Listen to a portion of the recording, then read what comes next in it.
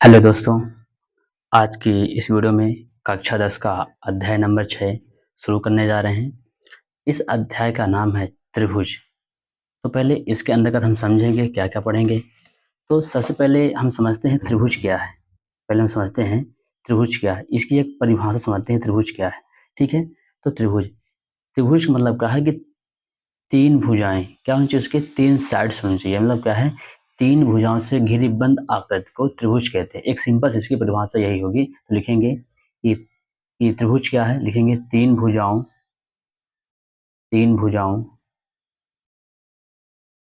भुजाओं से घिरी बंद आकृति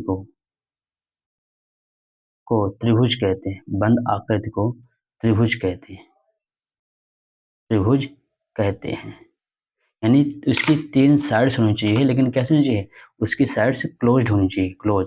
जैसे हम लिख सकते हैं कि एक साइड, 2 साइड, ये भी 3 साइड, ये भी इसकी 3 साइड है, लेकिन क्या है, ये इसकी ओपन आकृति है, यानी खुली है। तो ये क्या त्रिभुज नहीं कहलाएगा। हमारा त्रिभुज कैसे कहलाएगा, उसकी 3 साइड होनी चाहिए, लेकिन बंद ऐसे क्लोज होनी चाहिए।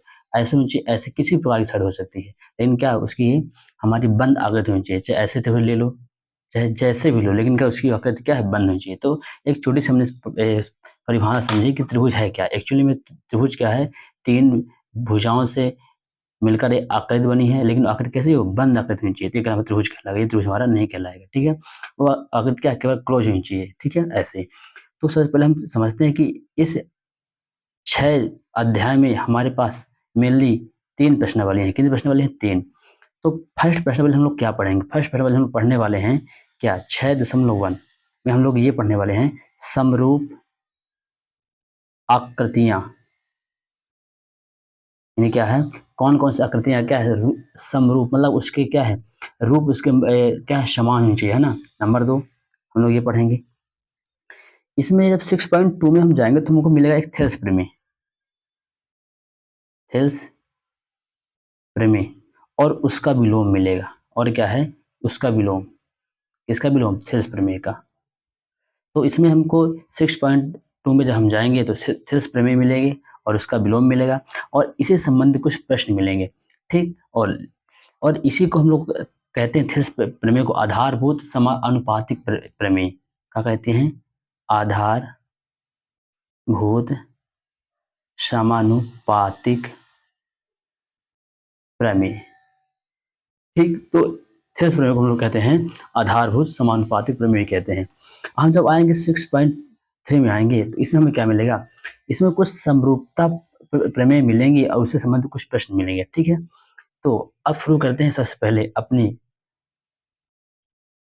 चैप्टर 6.1 से कुछ सवाल शुरू करते हैं। जैसे सवाल शुरू करने से पहले हम समझते हैं, एक शब्द आया हम हमारे पास, समरूप। ये क्या होता है, और ये हम क्लास 9th में भी इसका जिक्र है, वहाँ भी हम लोग समरूप और सर्वांग के बारे में पढ़ चुके हैं। तो सबसे पहले हम देखते हैं समरूप क्या होता है। समरूपता, समरूप आकृतियां क्या होती हैं, ये हम बात कर रहे हैं।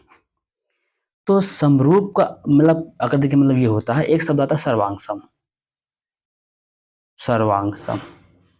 तो समरूप और सर्वांग सम, इसमें हम क्या है देखते हैं क्या होता है। तो सबसे पहले समझते हैं क्या है समरूप। ये क्या होता है कि उसका आकार समान हो और उसकी माप समान हो, कोई जरूरी नहीं। इससे पहले लोग थोड़ा समझते हैं सर्वांग सम, तो समरूप और क्लियर हो जाएगा। सर्वांग सम का मतलब क्या होता है कि उसका समान आकार हो, यानी क्या आकार समान हो। ठीक, और उसकी जो माप यानी साइज, और माप यानी क्या है साइज भी समान हो। यानी उसका आकार और साइज दोनों यदि समान है तो हम लोग कहेंगे ये हमारी सर्वांग सम है। और सर्वांग सम हम लोग ऐसे लिखते हैं, कैसे लिखते हैं, ऐसे। ये कहलाएगा हमारा, ये सर्वांग सम कहलाएगा। यानी उसकी रूप और उसका साइज क्या हो, समान हो। आकृति मतलब क्या, उसका रूप, है ना, समान रूप कहेंगे वो सर्वांग सम है। जैसे हम बात करें, दो सेम ऐसे एक हमारा बन जाएगा व्रत, एकदम सेम। इसकी भी रेडियस ले लें 1 सेंटीमीटर, इसकी 1 सेंटीमीटर, तो क्या है, इसका रूप भी समान है लेकिन इसकी माप भी समान है। अगर हम ले लें ऐसे एग्जांपल के लिए, जैसे ले लें एक 2 सेंटीमीटर 2 सेंटीमीटर ले लें, ये भी 2 सेंटीमीटर ले लें, ये भी 2 सेंटीमीटर ले लें। मतलब क्या है, इससे हम ये एक और ले लें, ऐसे 2-2 एग्जैक्ट बना दें, ऐसे। इसकी भी 2, इसकी भी 2, इसकी भी 2। तो हम लोग ये कह सकते हैं ये समरूप है और साथ-साथ में क्या सर्वांगसम है। क्यों? इसकी जो आकृति भी एक जैसी दिख रही है और क्या इसका जो साइज़ भी एक जैसा दिख रहा है, ठीक है? तो अभी हमने सर्वांगसम को क्या समझा कि सर्वांगसम कुछ नहीं है कि उसका आकार और उसका साइज़ दोनों समान हो। लेकिन समरूप में ऐसा कोई ज़रूरी नहीं है। समरूप के लिए क्या केवल एक ही चीज़ यहाँ है कि इसका आकार, आकार का मतलब क्या है, रूप के फतेह, रूप, आकार क्या हो, समान हो, आकार इसका क्या समान हो, लेकिन तथा माप समान हो यह आवश्यक नहीं, आवश्यक नहीं। यानी क्या है, समरूपता का मतलब क्या होता है कि उसका माप ये एक जैसा हो कोई ज़रूरी नहीं, पर उसका रूप एक जैसे दिखना चाहिए, उसका रूप एक जैसे दिखना चाहिए। जैसे एग्ज़ाम्पल ले लें, एक हमारा क्या बना, हमारा राइट एंगल ट्रायंगल बन गया, एक ये बन गया, एक ये बन गया, इतना बड़ा बन गया। तो हम ये कह सकते हैं कि ये दोनों दिखने में एक जैसे हैं, एक जैसे में दिख रहे हैं। एक हमारा क्या है, समकोण दिख रहा है, लेकिन इसकी जो माप दोनों की अलग-अलग है। जैसे हम एग्ज़ाम्पल ले लें, जैसे इतना बड़ा एक कोई बना दे, वृत्त बना दे, एक छोटा-सा वृत्त बना दे, तो ये कह सकते हैं ये दोनों हमारा वृत्त है, लेकिन क्या है, ये रूप में समान है, लेकिन इसके माप में समान नहीं है, ठीक है? तो ये हमारा समरूपता कहलाएगा, ठीक है? और हो सकता है कि एक जैसे हो जाए, तब भी हमारा क्या, समरूप कहलाएगा। यानी यहाँ पास क्या है, माप समान हो, कोई नहीं हो भी सकता, नहीं हो सकता। अगर माप समान नहीं है तब भी क्या, अगर उसका रूप एक जगह, तो समरूप कहलाएगा, ठीक है? तो समरूपता और सर्वांगसम में केवल एक ही अंतर है कि समरूपता कहती है कि किसी भी आकृति का, किसी फिगर का उसका रूप यानी क्या, आकार समान हो और उसकी जो माप है ना, समान है तो ठीक है, नहीं है तो ठीक है, तब भी वो क्या, समरूप कहलाएगा। लेकिन सर्वांगसमता में क्या कहती है कि उसकी आकार और माप यानी रूप और उसकी साइज दोनों समान हो। यहाँ पर समान है तो समरूप कहलाएगा, नहीं है तो भी समरूप कहलाएगा। यहाँ केवल हमारी आकृति समान है, रूप उसका समान दिखे और साइज समान हो कोई जरूरी नहीं है, तो भी समरूप होगा, नहीं हो तभी समरूप होगा। केवल यहाँ पास हमें आकार में समान दिखना चाहिए, ठीक है? अब देखते हैं कि यहाँ पास इसको जैसे हम लोग बोले थे कि सर्वांग समता को हम लोग ऐसे लिखते हैं, ऐसे लिखते हैं, ठीक है, सर्वांग समता को। और समरूप को हम लोग केवल ऐसे लिखते हैं, ऐसे, इसी का इसको प्रदर्शित करते हैं, ठीक है? समरूपता और सर्वांग समता में ऐसे अंतर है, ठीक है? और कुछ एग्जाम्पल लेकर हम लोग समझने की कोशिश करते हैं। जैसे एग्जाम्पल ले लें, ये कोई सर्कल बन रहा है, एक ये सर्कल बन रहा है, एक और सर्कल लेते हैं, वृत्त ले लेते हैं, एक और ऐसे वृत्त ले लेते हैं, लगभग एक और ऐसे वृत्त ले लेते हैं, ठीक है? तो यहाँ पास हम बोल दें यदि इसकी रेडियस कितनी है, 5 है, यदि बोल दें इसकी रेडियस 3 है, यदि बोल दें इसकी रेडियस 6 है, यदि बोल दें इसकी जो रेडियस कितनी है, 3 है। तो यहाँ पर हम देखने की कोशिश कर रहे हैं अगर, तो ये सारे जो ए बी सी डी, यानी ए बी सी डी जितने भी हमारे वृत्त बने हुए हैं, तो हम ये कह सकते हैं कि सभी वृत्त क्या है, समरूप है। क्या है, समरूप है, यानी सभी का रूप एक जैसे दिख रहा है, ठीक है? लेकिन क्या ये सर्वांगसम है? सर्वांगसम मतलब क्या है, उसका साइज बराबर हो। क्या सभी का साइज बराबर है? नहीं। इसकी रेडियस है आर है 5 सेंटीमीटर, इसकी 3 है, इसकी 6 है, इसकी 3 है। इनमें से केवल बी और डी यानी ये वाला और ये वाला जो हमारा वृत्त है, क्या है, यानी वृत्त नंबर कौन सा, बी और डी, ये बी और डी क्या है हमारा, बी और डी हमारा क्या है, बी और डी हमारा क्या है, सर्वांगसम है। यानी बी और डी सर्वांगसम है, लेकिन 5 और 6 सर्वांगसम नहीं है, क्योंकि इसकी जो त्रिज्या है 5 सेंटीमीटर, इसकी त्रिज्या है 6 सेंटीमीटर, ये सर्वांगसम नहीं है। लेकिन हाँ, समरूप सभी है। समरूप की अगर सत बात करें, यानी रूप में दिखने में कैसे दोनों एक समान दिख रहे हैं, है ना? क्योंकि एक सभी वृत्त हैं, हम बात कर रहे हैं कि ए बी सी डी ये सभी क्या है, समरूप होंगे। यानी क्या है, जो आकृतियां समरूप हैं वो सर्वांगसम भी होंगी, ये कोई जरूरी नहीं। पर जो सर्वांगसम है वो समरूप अवश्य होंगी। ठीक, आगे देखते हैं कुछ और एग्जाम्पल लेकर हम समझने की कोशिश करते हैं। जैसे ले लें एक हमारा समकोण त्रिभुज ले लेते हैं, एक ले लिए, एक और इतना बड़ा ले लिए, एक इतना छोटा ले लिए। अब यहाँ पर देखा जाए कि यहाँ पास सभी की आकृतियां लगभग एक जैसे दिख रही है कि भाई ये सभी क्या समकोण त्रिभुज दिख रहे हैं, ये हमारे समरूप तो हो जाएंगे, समरूप तो हो जाएंगे, लेकिन ये हमारी सर्वांगसम नहीं होगी, हमारी सर्वांगसम नहीं। क्यों? ये छोटा है, ये बड़ा भी और छोटा है, मतलब क्या है, इसकी जो माप है, जिसकी जो साइज है, तो क्या भिन्न भिन्न है। अगर साइज भिन्न भिन्न है तो सर्वांगसम नहीं होगा, वो समरूप भी हो जाएगा। ठीक है, ऐसे। और एग्जाम्पल ले रहे हैं, जैसे समझने की कोशिश करते हैं कि एक ले लें ऐसे रेक्टेंगल आयत ले लें, एक इतना बड़ा आयत ले लें, एक इतना बड़ा आयत ले लें। तो यहाँ बस हम देख रहे हैं कि ये भी क्या है, ये रूप में सभी समान है, लेकिन क्या है, ये सर्वांगसम नहीं हो सकते, क्योंकि इनके सभी का साइज क्या है, भिन्न भिन्न है। ठीक है, तो इस प्रकार से क्या है, हमने कुछ एग्जाम्पल लेके समझने की कोशिश की ये समरूपता क्या है, सर्वांगसमता क्या है। तो अभी हमने यहाँ पास क्या बताया कि जो आकृतियां सर्वांगसम हैं वो समरूप भी होंगी, लेकिन जो समरूप है वो कोई जरूरी नहीं कि सर्वांगसम हो, वो सर्वांगसम हो भी सकती है, नहीं भी हो सकती है। ठीक है, जैसे यहाँ पास हम बात करें कि ये जो आकृति है हमारी बी और डी, ये क्या समरूप भी है, सर्वांगसम भी है, लेकिन ये जो 5 है क्या है, ये केवल समरूप है, सर्वांगसम नहीं है, क्योंकि इसकी जो साइज अलग अलग है। ठीक है, अब यही थोड़ा इसको लिख के यहाँ समझने की कोशिश करेंगे, ये चीज़ क्या दिमाग में नोट भी रहेगा, तो आगे सवाल हल करने में सहायता मिलेगी। तो समझते हैं, पहले हमने स्टार लगा के लिखना है। क्या है, हमने कहा जो आकृतियां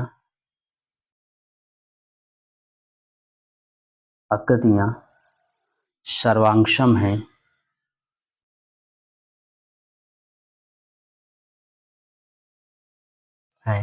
वे सभी, जो आकृतियां सर्वांगसम हैं वे सभी निश्चित रूप से वे सभी निश्चित रूप से समरूप भी होंगे, समरूप भी होंगी। यानी जो सर्वांगसम है वह समरूप भी होंगी, ये तो कंफर्म है कि जो आकृतियां सर्वांगसम हैं वह समरूप भी होंगी। अब अगला हम बात करते हैं कि लेकिन जो समरूप है वह सर्वांगसम हो यह आवश्यक नहीं, यानी लेकिन जो आकृतियां समरूप हैं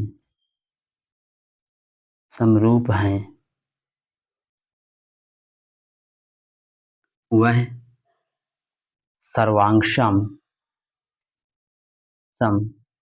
हो यह जरूरी नहीं। सर्वांगसम हो भी सकती हैं और नहीं हो सकती हैं, यानी कह सकते हैं हो भी सकती हैं और नहीं भी। ठीक, जैसे अब हम कुछ एग्जाम्पल लेकर समझ रहे हैं। ठीक है, तो जैसे इसका हम बात करें कि यहाँ पास एक हम बना रहे हैं, इसकी एग्जाम्पल फिर समझा रहे हैं, एक हम बना रहे हैं, हमारा वर्ग बन रहा है। ठीक, ये सब दो दो है, दो दो, ये भी सब दो दो है। ठीक है, तो हम ये कह सकते हैं जो ये वाला वर्ग, इसकी क्या, ये समरूप भी है और साथ में सर्वांगसम भी है, मतलब इसका रूप भी समान है और आकार भी समान है। ठीक है, लेकिन हम बात करें ये हमारा वृत्त हो गया, इतना बड़ा वृत्त हो गया, इतना छोटा वृत्त हो गया। अब इसकी रेडियस 2 है, इसकी रेडियस कितना 5 ले लेते हैं। यहाँ पास हम बात करें अगर, तो ये यहाँ पास हमारा रूप तो समान है, समरूप तो है, लेकिन सर्वांगसम नहीं, क्योंकि इनके साइज अलग अलग हैं। ठीक है, ऐसे। ठीक, तो हम इसको इतना हम समझ लें। अब आगे हम देखेंगे कि भुजाओं की समान संख्या वाले दो बहुभुज समरूप होते हैं यदि, हमारी बुक में स्टेटमेंट कुछ दिया है, इसको हम लोग समझते हैं क्या है। ये कहता है कि भुजाओं की, इन भुजाओं में समान हो, भुजाओं की समान संख्या वाले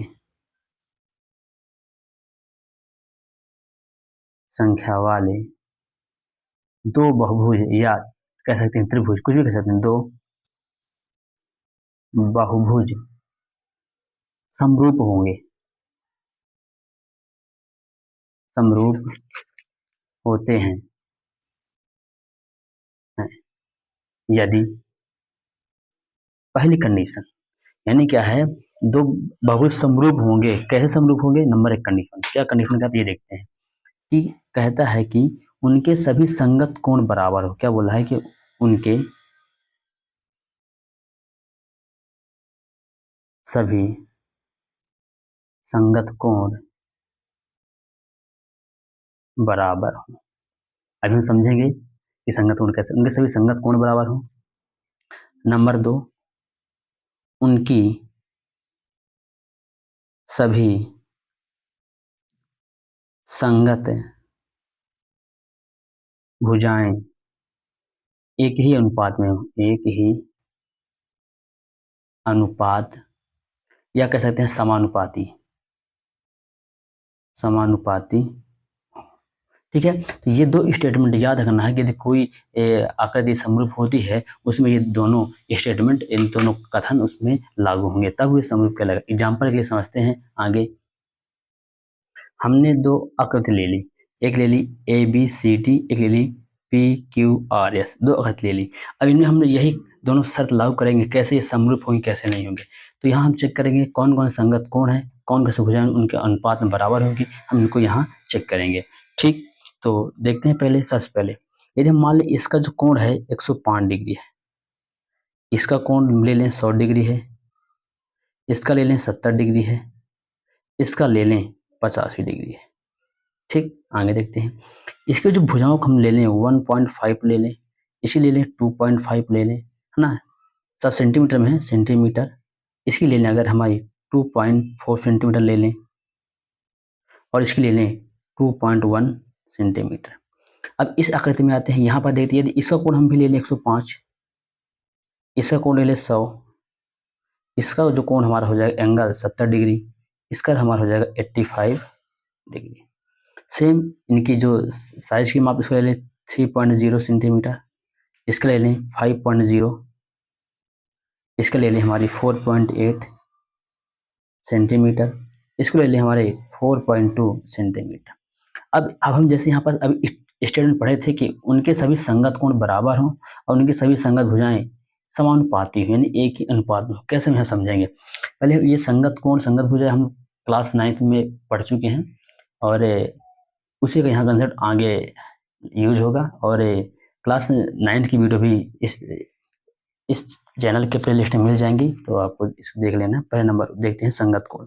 संगत कोण कौन उसको पहले देखते हैं, संगत कोण क्या कहलाएगा। संगत कोण क्लास 9th की यदि वीडियो देखना हो तो इसी लिंक में जाना है और वीडियो देखना है। संगत पे देखते संगत कोण, तो कोण एक एकदम संगत कौन सा होगा, कोण पी लिखेंगे, कोण ए बराबर कोण पी। अब दोनों संगत कोण है ना बराबर, क्यों 105 105 ये है, तो बराबर लिख लेते हैं 105 डिग्री, ये संगत कोण हो गया। कोण बी का संगत कोण क्यू होगा, लिखेंगे कोण बी बराबर कोण क्यू, ये क्या है हमारा हो जाएगा 100 डिग्री। ठीक, कोण बी बराबर कोण क्यू क्या हमारा हो जाएगा 100 डिग्री। आगे देख लेते हैं, कोण सी बराबर कोण कोण आर ये हमारा 70 डिग्री। अब कोण डी बराबर हमारा हो जाएगा कोण यस, कितना दिया है 85 डिग्री। ये सभी है ना, ये सभी ये हमारे कहलाएंगे संगत कोण, ये सभी हमारे कहलाएंगे संगत कोण। हम समझते हैं कि संगत भुजाएं कैसे समानुपाती हैं, बस यही अगर लग गया तो हम कह देंगे ये जो हमारी आकृति है तो कैसे हमारी समरूप आकृतियां हैं। ठीक है, तो हम पहले देखते हैं संगत भुजाएं कैसी होंगी। ठीक है, यहाँ देख लीजिए संगत भुजाएं। तो पहले देखते हैं कि ए बी बटे पी क्यू, ए बी बटे पी क्यू, तो ए बी बटे पी क्यू, इसके संगत ये है, अनुपात मतलब बटा, अनुपात मतलब क्या, संगत समानुपात मतलब क्या, बटे में, तो ए बी बटे में पी क्यू बराबर कितना दिया है 1.5/3.0, मतलब कह सकते हैं 15/30, यानी कह सकते हैं 1/2, यानी ए बटे पी का मान 1/2, सभी भुजाओं का मान 1/2 आ गया, तो हम कह सकते हैं इसकी संगत भुजाएं असंगत कोण बराबर हैं, तो ये क्या है हमारा त्रिभुज हमारा समरूप होगा। ठीक, आगे देते हैं, निकालते हैं ए बटे बी सी निकाले पहले। दूसरी भुजा हमारी बी सी है, ये बी सी ये वाली है, बी सी इसको ले लेते हैं। ठीक है, तो बी सी बटे ये क्यू आर, बी सी बटे क्यू आर बराबर, बी सी मान कितना है 2.5/5.0, इसको कह सकते हैं 25/15, ये डेसिमल कैंसिल, 50 25 से कम 25 पर 25 कितना हो 1/2, 25 से कम 25 पर 50 1/2 है। सेम अगली भुजा निकालते हैं, अगली भुजा कौन सी हमारी सी डी है, सी डी निकाल लेते हैं, सी डी बटे क्या होगा आर एस, सी डी बटे आर एस बराबर, सी डी मान कितना है, सी डी मान कितना है, सी डी मान हमारे पास है 2.4 सेंटीमीटर, और आर एस कितना है हमारा, आर एस कितना है 4.8 सेंटीमीटर। इसको डेसिमल कैंसिल क्या हुआ, 24/48 बराबर क्या है 24 से कम 24 से 48 यानी 1/2 आया। एक और भुजा हमारे पास बची क्या, डी ए बटे हमारे पास क्या बची, डी ए बटे में क्या बचा हमारा एस पी। तो डी ए का मान कितना है 2.1 अपाने के क्या दिया है 4.2। तो यहाँ क्या हो जाएगा, ये भी डेसिमल कैंसिल, तो 21/42 इजकल टू 21 से कम 21 से 42 1/2। हम ये कह रहे हैं कि इनकी जो संगत भुजाएं हैं, ये देख रहे हैं तो संगत भुजाएं ए बी संगत ये है, इसकी संगत ये है, ये इसकी संगत है, इसकी संगत ये होगी, इसकी संगत ये होगी, इसकी संगत ये होगी, इसकी संगत ये होगी। ठीक है, हमने देखा कि हमारी संगत भुजाएं हैं, इसकी संगत ये है, इसकी संगत ये है, इसकी संगत ये है, इसकी संगत ये है। तो हम देख रहे हैं कि इसमें संगत भुजाएं हैं ना, उनका अनुपात एकदम बराबर रहा है 1/2 1/2 1/2 1/2 1/2। और यहाँ पास का संगत कोण भी बराबर है। तो हम ये कह सकते हैं कि यहाँ पास हमारा स्टेटमेंट फुलफिल हो गया, इनके संगत कोण बराबर हो तो संगत भुजाएं क्या समानुपाती है, एक ही अनुपात में है ना, मतलब अनुपात बराबर हो। ठीक है, तो हम ये कह सकते हैं कि आकृति ए बी सी डी समरूप, ये क्या चीज किसका हो गया समरूप आकृति पी क्यू आर एस। इस प्रकार से हम लोग प्रूफ कर दिए कि कैसे संगत कोण और संगत भुजाएं का अनुपात बराबर है। मतलब यहाँ पर कह सकते हैं कि संगत भुजाओं का अनुपात बराबर है, संगत भुजाओं का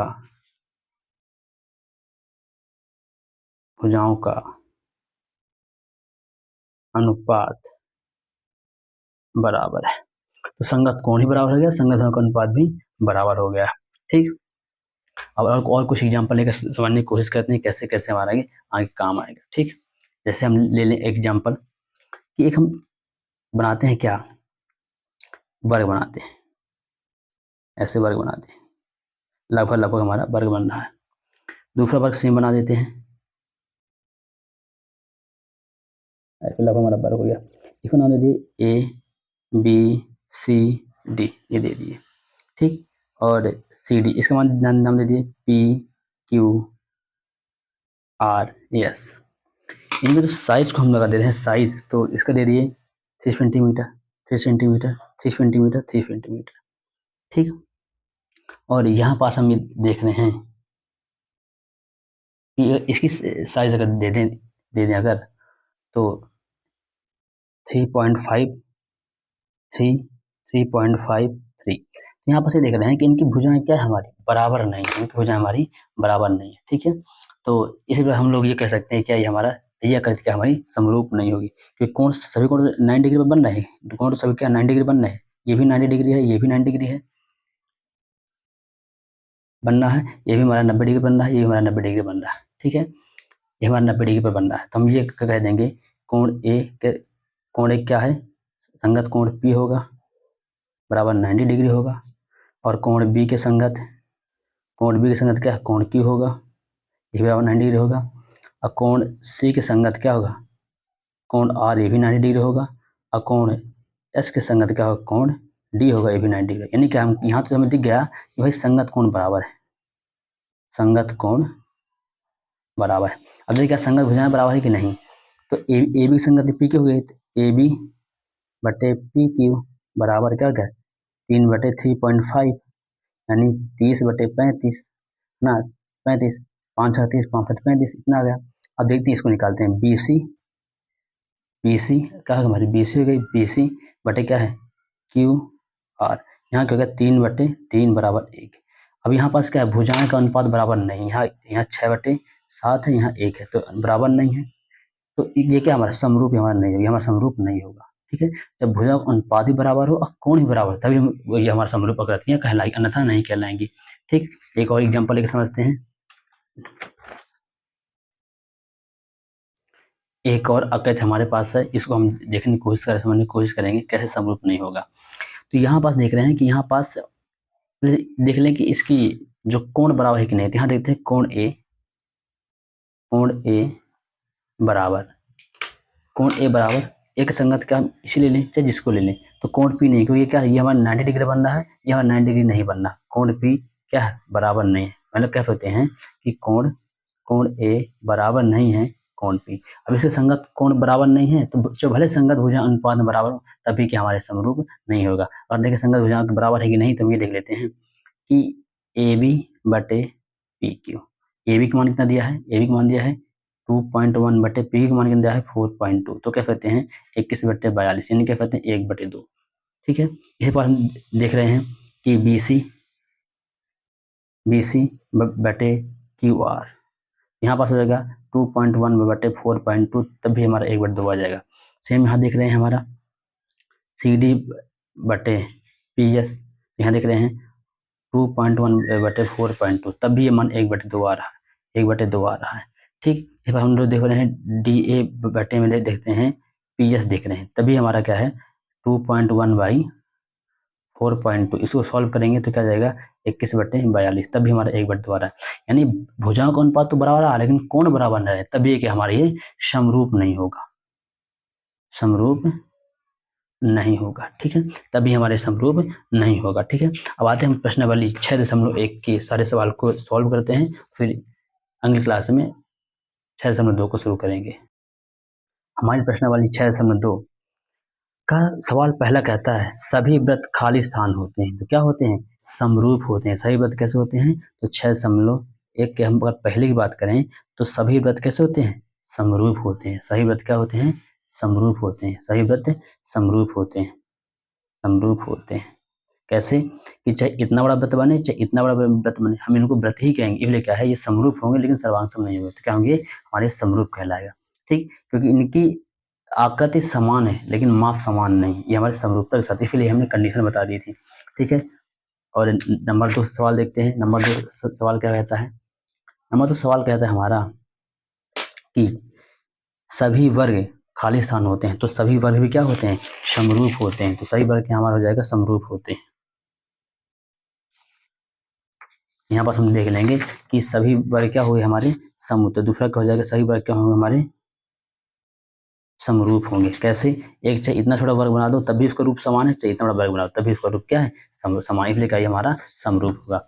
और नंबर 3 क्या आता है, सभी खाली स्थान त्रिभुज समरूप होते हैं तो कैसे, समद्विबाहु की समबाहु, समद्विबाहु की समबाहु, तो हमारे हो जाएगा हमारा समबाहु। कैसे हो जाएगा, समबाहु, यानी उसकी सभी भुजाएं समान होंगी, ऐसे ऐसे, है ना। इसमें क्या होगा, आंसर हमारा होगा हमारा क्या होगा, समबाहु,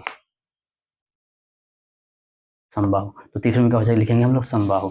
आते हैं 4th नंबर में, क्या कहता है, भुजाओं की समान संख्या वाले दो बहुभुज समरूप होते हैं यदि उनके संगत कोण बराबर हों तथा संगत भुजाएं का समानुपाती हों। तो इसमें क्या हो जाएगा कि बराबर हों, हो जाएगा बराबर हों, फिर हो जाएगा समानुपाती।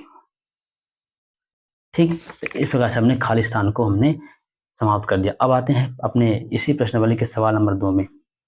सवाल नंबर 2 कहता है कि निम्नलिखित युग्मों के भिन्न भिन्न 2 उदाहरण दीजिए। नंबर 1 समरूप आकृतियां के 2 उदाहरण देना है, और नंबर 2 ऐसी आकृतियां जो समरूप नहीं, इनके भी 2 हमें उदाहरण देना है। तो चलिए आइए शुरू करते हैं। ठीक है, सवाल नंबर 2, पहले हम देखते हैं समरूप आकृतियां के 2 एग्जाम्पल लेकर हम समझाते हैं। तो समरूप आकृति में हम 2 एग्जाम्पल अगर ले रहे हैं तो पहले हम ले रहे हैं किसका, 2 समबाहु त्रिभुज का। किसे ले रहे हैं, 2 समबाहु त्रिभुज का। पहले एग्जाम्पल देते हैं 2 समबाहु त्रिभुज का। आप किसी का दे सकते हैं, वर्ग दे सकते हैं, कुछ भी दे सकते हैं। ठीक है, तो हम दे रहे हैं किसका, 2 समबाहु त्रिभुज का, यानी उसकी सभी भुजाएं क्या है, समान होनी चाहिए, सभी भुजाएं क्या होनी चाहिए, समान। ठीक है, तो एक त्रिभुज बना दिए, एक त्रिभुज और बना देते हैं, उसका रूप समान हो, आकृति से मतलब नहीं है। ठीक है, यहाँ क्योंकि हम समरूप दिखा रहे हैं, 1 सेंटीमीटर, इसके ले लें 2 सेंटीमीटर, 2 सेंटीमीटर, 2 सेंटीमीटर, कोण 60 डिग्री, 60 डिग्री, 60 डिग्री, इसका भी कोण 60 डिग्री, इसका भी कोण 60 डिग्री होगा। ठीक, यह भी 1 सेंटीमीटर का होगा, ये भी क्या है 1 सेंटीमीटर। क्यों होगा, क्योंकि ये क्या हमारे समबाहु है, सभी भुजाएं क्या समान होंगी। इसका नाम ए दे देते हैं, बी दे देते हैं, सी दे देते हैं, और इसका नाम दे देते हैं पी क्यू आर। तो एक एग्जाम्पल होगा किसका होगा, हमारा हो गया समरूप आकृति के 2 समबाहु त्रिभुज। अब दूसरा देते हैं 2 वर्ग, 2 वर्ग। अब दो वर्ग के एग्जाम्पल देते हैं। पहला वर्ग f देते हैं इतना सा, एक बार इतना देते हैं, कोई दिक्कत नहीं। आप कोई भी ले लेते हैं, समांतर कुछ भी ले लें, उसका आकार समान चाहिए, बस इसमें ये देखना है। तो यहाँ 2 सेंटीमीटर 2 सेंटीमीटर 2 सेंटीमीटर 2 सेंटीमीटर, यहाँ देते हैं 3 3 3 3 सेंटीमीटर। ठीक है, तो इस प्रकार से क्या हम यहाँ दे दिया कि समरूप आकृति के दो उदाहरण, पहला उदाहरण ये हो गया, दूसरा उदाहरण ये हो गया। ठीक है, अब अगला हमें देना है कि ऐसे आकृतियां जो समरूप नहीं हो। अगला इसमें कहता है कि ऐसी आकृतियां जो समरूप नहीं, इसके दो हमें उदाहरण देना है। ठीक है, ऐसे जो समरूप नहीं, इसके दो उदाहरण देना है। ठीक है, तो नंबर 2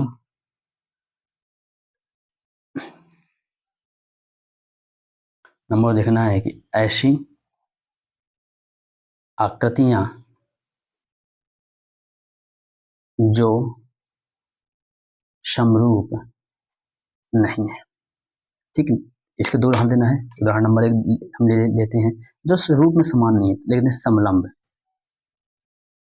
समलंब और वर्ग, इनका देख लेते हैं। तो समलंब कैसे बनता है? समलंब चतुर्भुज ऐसे बनेगा, ऐसे बनेगा, ये बनेगा। अब वर्ग कैसे बनेगा हमारा?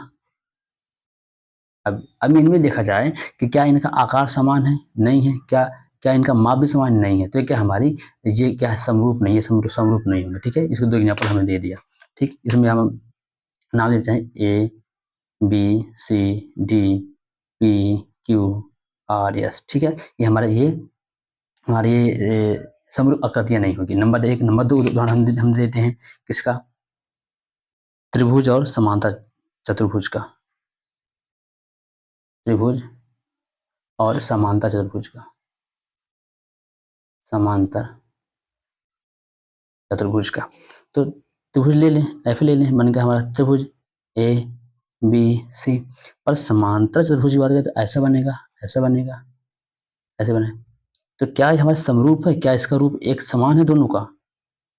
नहीं है, तो क्या है? हम एग्जाम्पल दे दिए, सवाल नंबर दूसरा के सॉल्व कर दिए। इसके दो उदाहरण दे दिए कि ऐसे कर जो समरूप हो, दो उदाहरण दे दिए, ऐसे कर जो समरूप नहीं, इसके दो उदाहरण दे दिए। ठीक है, इस प्रकार से हमारा सवाल नंबर 2 भी समाप्त हो जाता है।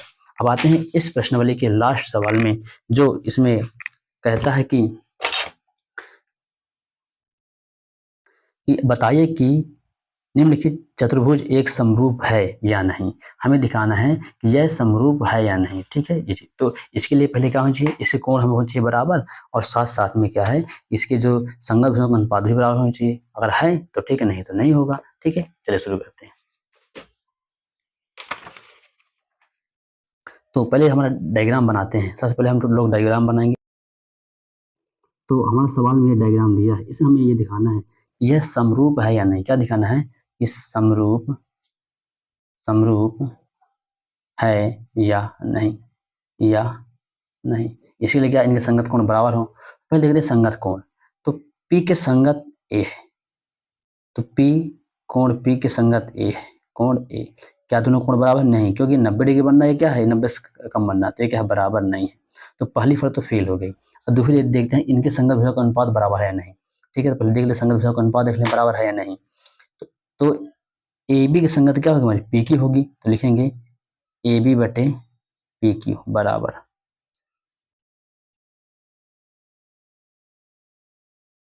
या हम लोग लिख सकते हैं कि पी क्यू बटे ए बी जो लिखना हो। ठीक है, तो हमारा हो जाएगा 1.5/30 बराबर क्या है? 3 है, सॉरी 3 है, या डेसिमल हटाएगा तो 30 हो जाएगा। तो क्या हो जाएगा? 1/2 हो जाएगा। ठीक, पी एक क्या हो जाएगा? पी क्यू बटे ए बी, पी क्यू बटे ए बी। ठीक है, एंगल हो जाएगा पी आर बटे बी सी। क्या हो जाएगा? पी आर बटे बी सी। अगली क्या हो जाएगी हमारी? क्यू आर बटे, ये क्यू आर बटे बी सी, बटे बी सी। ठीक, ये भी क्या हमारी है? 1.5/3। तो इसका भी आ जाएगा मान 1/2 आ जाएगा। सेम देख लेंगे हमारे कि आर एस बटे क्या है? डी सी बराबर क्या हो जाएगा हमारा? 1.5/3। ये भी क्या 1/2 आ जाएगा। फिर लास्ट हमारी भुजा मिल रही है क्या? एस पी बटे क्या है? D A. ये क्या है?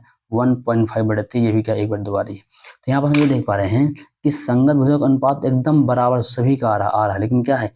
कोण बराबर नहीं। अगर कोण बराबर नहीं है, भले संगत भुजाएं बराबर हैं, कोण बराबर नहीं है, भले संगत भुजाएं बराबर हैं, तब क्या हमारे समरूप नहीं होगा, समरूप क्या होगा, नहीं होगा। अब इसका रीजन लिख के दे देना है, कैसे, इसका रीजन लिख के देना है, क्या लिख के देना है कि संगत कोणों का अनुपात बराबर है, लेकिन सॉरी संगत कोणों का अनुपात बराबर नहीं है, संगत भुजा का अनुपात बराबर है, बस यही देना है। लिखना है कि संगत भुजाओं को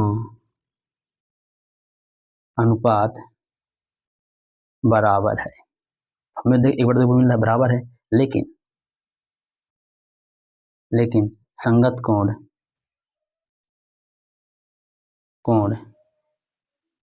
बराबर नहीं है, संगत कोण बराबर नहीं है, अतः चतुर्भुज भुज समरूप नहीं है। ठीक, इस प्रकार से हमने आज हम प्रश्नावली 6.1 को समाप्त कर दिए, इसके सारे सवाल समाप्त कर दिए, कुछ बेसिक कंसेप्ट था उनको समाप्त कर दिए। अब अगली वीडियो में हम प्रश्नावली 6.2 को सॉल्व करेंगे और उसी के साथ क्या है हम थेस प्रमेय को सॉल्व करेंगे। धन्यवाद।